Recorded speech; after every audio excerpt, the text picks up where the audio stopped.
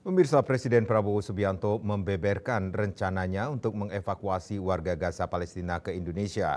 Warga Gaza yang akan dievakuasi adalah anak-anak yatim piatu serta para perempuan.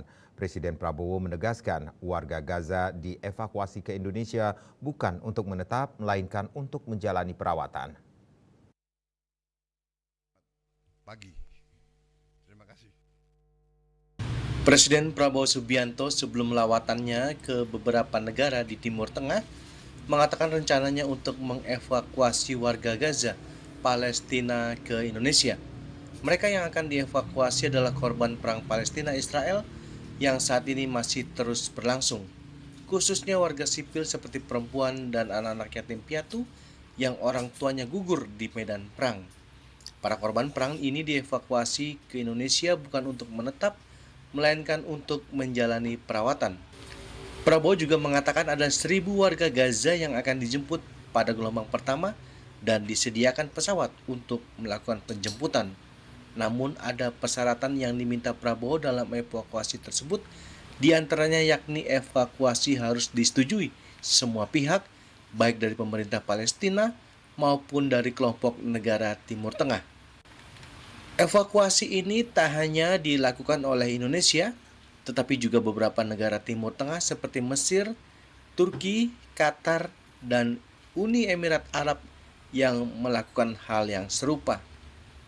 Tukar-menukar, kita bersyukur, saya terima kasih kepada prajurit-prajurit kita dari kesehatan TNI yang bekerja di situ. Kemudian kami juga siap untuk menerima korban-korban yang luka-luka. Kami nanti segera akan mengirim Menteri Luar Negeri untuk diskusi dengan pemerintah Palestina, dengan pihak-pihak di daerah tersebut, bagaimana pelaksananya. Untuk kami siap mengevakuasi mereka yang luka-luka, mereka yang kena trauma, anak-anak yatim piatu, siapapun yang oleh pemerintah Palestina dan pihak-pihak yang terkait di situ, mereka ingin dievakuasi ke Indonesia, kami siap akan kirim pesawat-pesawat untuk mengangkut mereka. Kita memperkirakan mungkin jumlahnya sekitar 1.000 untuk gelombang pertama.